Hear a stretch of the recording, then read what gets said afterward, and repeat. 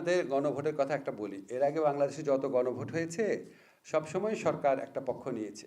গণভোটের মাধ্যমে কোনো নতুন সরকার গঠিত হয় না। এই গণভোটটা কিসের দেখেন, আমরা দায়িত্ব নেওয়ার পর থেকে বলেছে আমাদের প্রধান কাজ তিনটা: সংস্কার, বিচার, নির্বাচন। ঠিক আছে? এখন আমরা তো সবসময় সংস্কারের পক্ষে অ্যাডভোকেসি করেছি না? এই যে আপনার জাতীয় ঐক্যমত্য কমিশন গঠন, জুলাই চার্টার প্রণয়ন, সব তো সরকারি উদ্যোগেই হয়েছে। তা আমরা মনে করি গণ অভ্যুত্থানের অন্যতম প্রত্যাশা হচ্ছে সংস্কার। এখন আমরা এখানে সংস্কারের পক্ষে বলছি। আমরা কি এরপর সরকারে থাকবো? আমরা তো থাকবো না। আমরা সংস্কারের পক্ষে বলছি। এখন আপনি আইনের বিভিন্ন রকম ব্যাখ্যা দিতে পারেন, কিন্তু আইনের ইন্টারপ্রিটেশনে একটা অনেক বড় ব্যাখ্যা হচ্ছে আলটিমেট আপনার উদ্দেশ্যটা কি। উদ্দেশ্য কি জনকল্যাণ, জনগণের স্বার্থ, রাষ্ট্রের স্বার্থ? আমরা সেটার পক্ষে দাঁড়িয়েছি, আমরা কিন্তু কোনো দলের পক্ষে দাঁড়াই নাই। কারণ আপনি দেখবেন সব দলই সংস্কারের কথা বলেছে, সব দল সংস্কার, যারা এই সংলাপে অংশ নিচ্ছে সবাই সংস্কারের কথা বলেছে।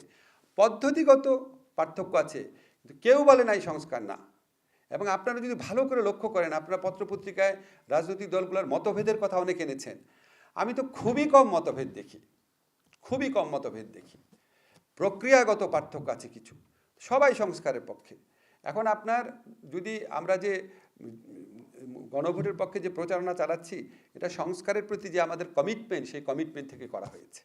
আমরা প্রথম থেকেই বলেছি আমরা চাই বাংলাদেশে অনেক সংস্কার হোক, যেটা আমাদের পক্ষে করার কথা সেগুলো তো আমরা করছি। আমরা আজকে এত মোটা একটা বই আমাদের ল মিনিস্ট্রি থেকে নিয়ে যাওয়া হয়েছিল যে 2025 সনে যে অধ্যাদেশগুলো আমরা করেছি, যেই সংস্কারটা আমরা করতে পারবো না, কারণ যেটার জন্য সংবিধান পরিবর্তন লাগে, সেটা আমরা গণভোটে দিয়েছি। আমরা লোকের কাছে অ্যাপিল করছি, আমরা তো প্রথম থেকে কোনো ভানভনিতা করছি না, আমরা সংস্কারের পক্ষে।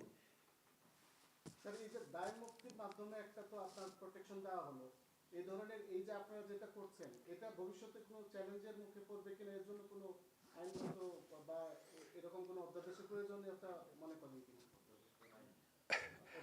আমাদের তো এই ধরনের অধ্যাদেশের নজির আছে, আমাদের সাংবিধানিক প্রোটেকশন আছে আর্টিকেল 46-এ, সারা পৃথিবীতে নজির আছে।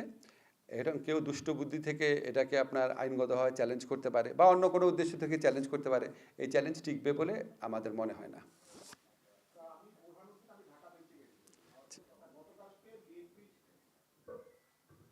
গতকালকে বিএনপির পক্ষ থেকে আনুষ্ঠানিকভাবে একটা অভিযোগ করা হয়েছে যে পোস্টাল ব্যালটের যেই এই প্রশ্নটা নির্বাচন কমিশন করেন প্লিজ। হ্যাঁ, আমাদের স্ট্রিক্টলি পেরিফেরি নির্ধারণ করে দেওয়া আছে, কোনো শেষ সময় আমরা আমাদের এখতিয়ারের বাইরে কথা বলবো না। আমাকে আপনি বড়জোর আমার মন্ত্রণালয়ে প্রশ্ন করতে পারেন, অন্য মন্ত্রণালয়ের বিষয় না। করলাম। আমি মাহবুব সৈকত, মাইকেলিতে কাজ করি। গণভোট নিয়ে আপনি প্রশ্নের জবাব দিয়েছেন, আমি একটু অ্যাড করতে চাই। তা হচ্ছে যে আমরা দেখেছি যে সবশেষে সব ফ্যাসিবাদ বিরোধী আন্দোলনে থাকা দলগুলোই গণভোটের হ্যাঁর পক্ষে তাদের অবস্থান জানিয়েছে, কিন্তু গত 2-3 দিন থেকে আমরা দেখেছি যে সামাজিক যোগাযোগ মাধ্যমে গণভোটের ন্যায়ের পক্ষেও ব্যাপক প্রচারণা চলছে।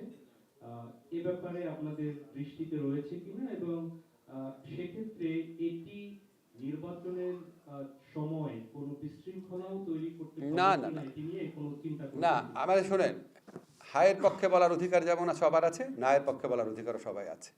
এখন আপনি যদি মনে করেন আপনি অধিকাংশ ক্ষেত্রে শেখ হাসিনার ফ্যাসিস্ট আমলের ব্যবস্থা অব্যাহত রাখতে চান, দেশে বৈষম্য, তারপরে নিপীড়ন, মানবাধিকার লঙ্ঘন আগের মতোই অব্যাহত থাকুক, আমার কোনো সমস্যা নাই, আপনি বলেন আমি ন্যায়ের পক্ষে আছি, সমস্যা নাই। কিন্তু আমরা কাউকে এই প্রচারণা থেকে বিরত রাখার কোনো অধিকার আমাদের নাই, কোনো ইচ্ছা আমাদের নাই। আমরা মনে করি যে এটা মানুষের বিবেকবোধের ব্যাপার। 15 বছর আপনারা দেখেছেন শাসনতান্ত্রিক সংস্কার না হলে কি অবস্থা হতে পারে, এটা আপনাদের ব্যাপার।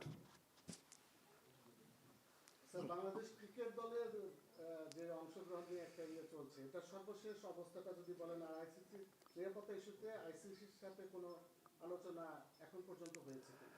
আমি সর্বশেষ অবস্থা শুধু এইটুকুই জানি, আমাকে আমিরুল ইসলাম বুলবুল সাহেব জানিয়েছে যে আইসিসির একটা টিম বোধহয় আসছে বাংলাদেশে কথা বলার জন্য। আমরা আমাদের স্ট্যান্ড থেকে সরার কোনো চান্স নাই। আমরা প্রচণ্ডভাবে বিশ্বকাপ ক্রিকেট খেলতে চাই, এবং সেটা আমরা শ্রীলঙ্কাতে খেলতে চাই, এবং এটা আয়োজন করা অসম্ভব না বলে আমরা দৃঢ়ভাবে বিশ্বাস করি।